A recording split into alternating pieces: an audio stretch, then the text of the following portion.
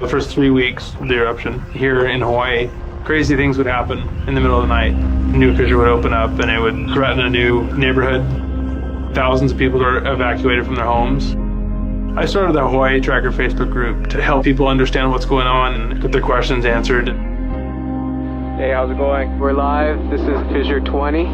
We had hundreds of people all throughout the neighborhoods sending in videos, articles, and images. We spend a lot of time making sure the accurate information gets out. This is live. There's still lava moving. They weren't just sharing a story, they were helping their neighbor. If a family was being evacuated, my group would just jump in and help out. So it was huge. They were watching out for each other. Hello everybody, thank you for coming. Thank you for the support from everybody. As we go through this, we're growing closer together as a community. When tragedies like this strike, you really realize how much you need each other.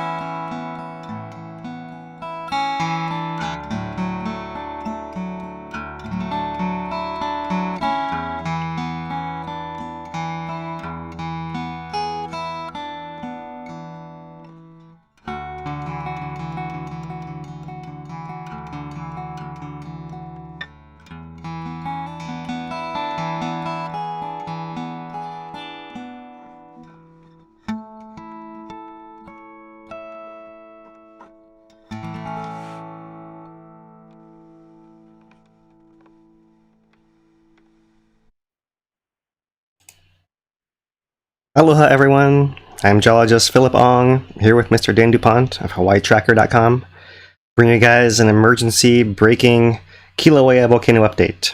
Today, Tuesday, August 24th, there is an ongoing seismic swarm at the summit of the volcano. You can see the map here showing the last 24 hours of earthquake activity. This is the Iris earthquake browser showing an animation.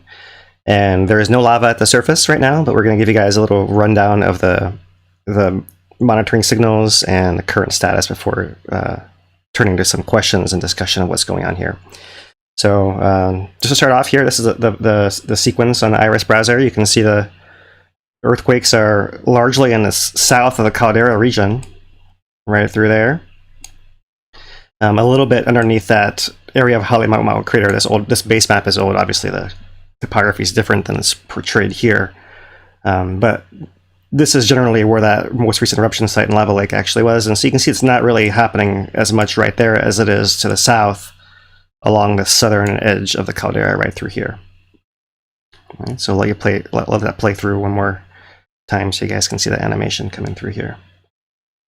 The last 24 hours. And perhaps I will zoom it out a little bit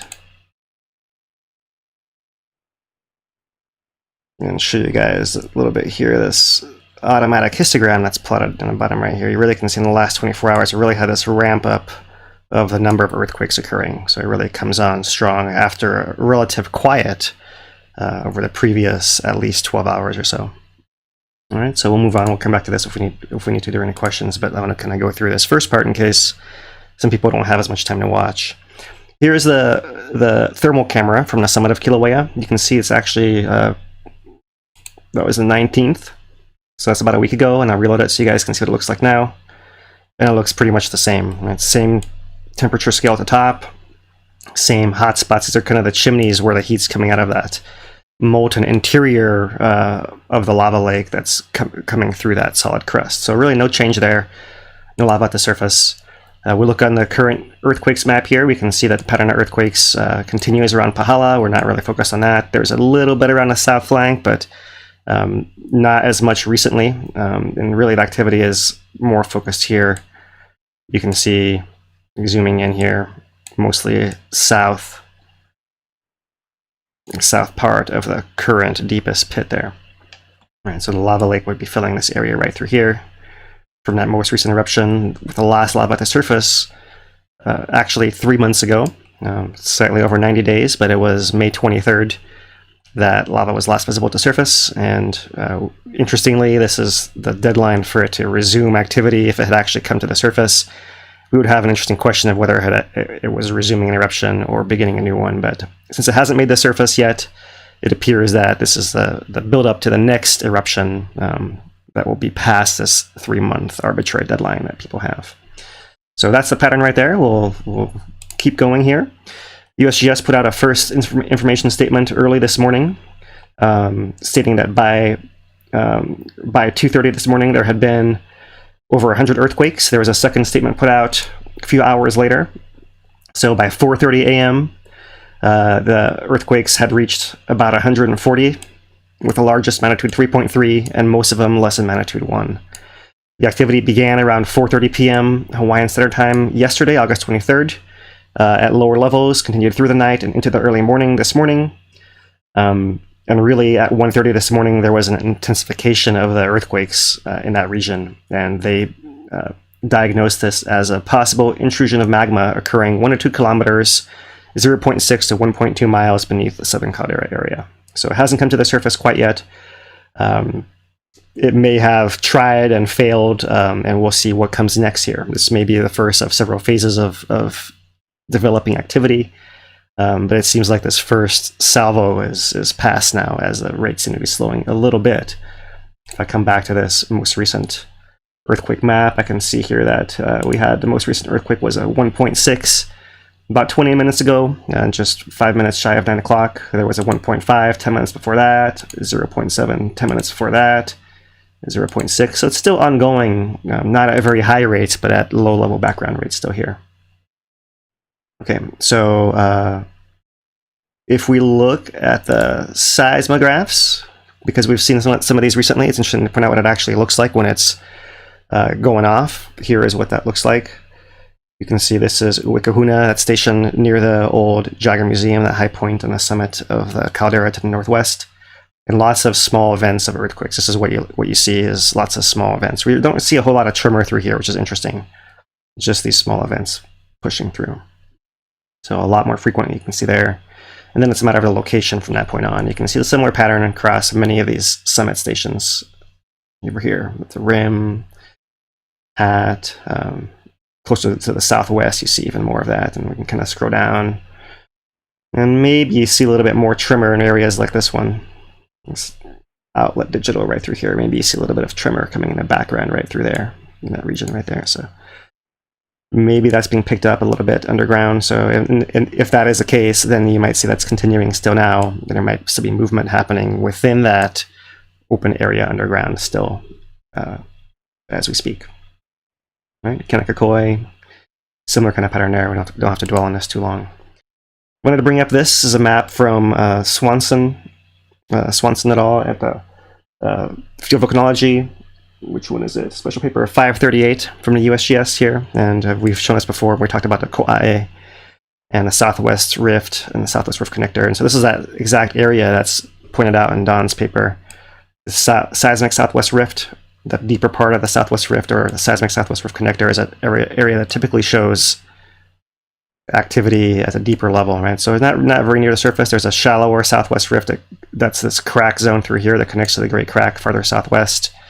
But we're looking at that deeper activity right through here, right? So maybe that's why it hasn't as easily reached the surface. Or maybe it's found some space in this entire zone of the Kīlauea that's an extensional region right through here with lots of cracks that can open and allow that extension of the summit area.